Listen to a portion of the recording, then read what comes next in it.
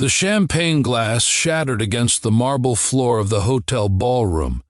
and everyone turned to stare at Marcus Thompson standing there with wine dripping down his second-hand suit jacket, while his ex-wife Jessica laughed with her new husband beside her. Marcus felt his 9-year-old daughter Emma's small hand squeeze his own as she whispered that they should leave, but he couldn't move because 20 years of memories came flooding back in that single humiliating moment when he realized he never should have come to this reunion at all. Marcus had worked double shifts at the warehouse for 3 months to afford the reunion ticket and a decent suit because Emma had begged him to go after finding the invitation in the mail. She said her teacher told the class that facing your fears makes you braver, and Marcus knew his daughter had inherited his tendency to run from difficult situations after her mother Jessica had left them 5 years ago for a wealthy real estate developer named Preston, who could offer her the life Marcus never could. Standing there in that glittering ballroom, surrounded by his former classmates who had become doctors and lawyers and entrepreneurs, Marcus felt like the same insecure kid who used to eat lunch alone in the school library because his clothes smelled like his father's cigarette smoke and his shoes had holes in the soles. If you believe in kindness, second chances, and the power of human dignity, please hit that like button. Share this story and subscribe to Kindness, because together we can spread hope to everyone who needs it. Also tell us in the comments where you're watching from. We love connecting with our global family. Jessica had spotted Marcus the moment he walked in with Emma, and she made sure to parade past them with Preston multiple times throughout the evening while showing off her diamond bracelet and designer dress and perfect life that seemed designed specifically to remind Marcus of everything he had failed to provide. When Emma asked if she could get some cake from the dessert table, Jessica had cornered Marcus near the bar and asked him loudly enough for others to hear whether he was still working that pathetic warehouse job or if he had finally made something of himself.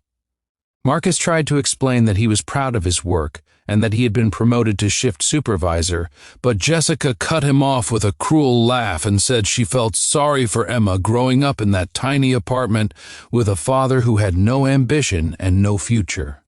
The confrontation escalated when Preston joined them and made a show of pulling out his wallet to offer Marcus some cash for Emma's college fund, while suggesting that maybe Jessica should pursue full custody since she could provide their daughter with opportunities Marcus never could. Marcus felt rage and shame burning in his chest, but before he could respond, Preston had deliberately bumped into him while holding a full glass of red wine that splashed across Marcus's jacket and created that terrible shattering sound that made everyone stop and stare. Jessica covered her mouth in mock concern while Preston apologized in a voice dripping with insincerity. And Marcus knew they had orchestrated the whole thing to humiliate him in front of everyone he had once known. Emma tugged at Marcus's hand again and told him they should go home, and Marcus was about to agree when a deep voice from behind them asked what exactly was happening here. Everyone turned to see Daniel Chen standing there in an immaculate three-piece suit, and Marcus felt his breath catch because Daniel had been his only real friend in high school before Marcus had to drop out senior year to work full-time after his mother got sick. Daniel had gone on to attend Stanford and then Harvard Business School, and Marcus had read online that Daniel had built a technology company that made him a billionaire before he turned 35, but they had lost touch years ago, and Marcus never imagined Daniel would remember him at all. Daniel walked over and pulled Marcus into a warm embrace while ignoring the wine stains completely, and he asked Marcus how he had been and whether that was his beautiful daughter standing beside him. Marcus introduced Emma with pride despite his embarrassment, and Daniel knelt down to Emma's level and told her that her father was one of the finest men he had ever known because Marcus had defended Daniel from bullies in high school even when it meant getting hurt himself. Daniel stood up and addressed the crowd that had gathered to watch the scene,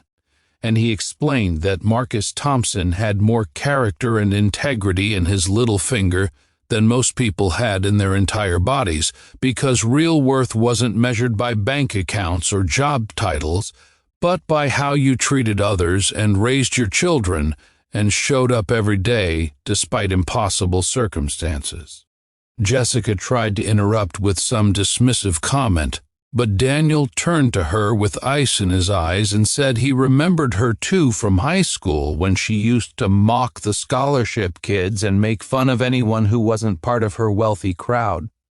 He told Preston that bullying someone in front of their child was the mark of a truly small person, and then Daniel did something that left everyone speechless. He announced that his company was launching a new community investment initiative focused on supporting working parents who demonstrated exceptional character. And he wanted Marcus to be the program's first director, with a salary and benefits that would change his family's life forever. Daniel explained that he had been searching for someone with real-world experience who understood struggle and sacrifice, and he couldn't think of anyone more qualified than the man who had shown him kindness when nobody else would. The ballroom erupted in whispers and gasps, and Marcus felt tears streaming down his face as Emma wrapped her arms around his waist and whispered that she was so proud of him. Daniel put his hand on Marcus's shoulder and said this wasn't charity, but recognition of value that had always been there, even when others were too blind to see it. Jessica and Preston slipped away without another word, their faces red with shame, while former classmates who had ignored Marcus all evening suddenly wanted to congratulate him and reconnect. If this story touched your heart and reminded you that kindness always wins in the end, please like this video and share it with someone who needs encouragement today. Your engagement helps us reach more people with messages of hope. Drop a comment below telling us what this story meant to you. We read every single one. Later that night, Marcus sat on Emma's bed and tucked her in, while she asked him if everything that happened was real or if she was dreaming. Marcus kissed her forehead and promised that sometimes life surprised you when you least expected it, and the most important lesson wasn't about money or success, but about staying true to yourself even when the world tried to make you feel small. Emma smiled and said she already knew that because she had the best dad in the whole world, and those simple words meant more to Marcus than any job offer or vindication ever could, because he realized that he had never truly failed as long as he had his daughter's love and respect. The reunion had started with humiliation but ended with redemption, and Marcus finally understood that his worth had never depended on Jessica's approval or society's standards, but on the life he had built with courage and love despite every obstacle that tried to break him.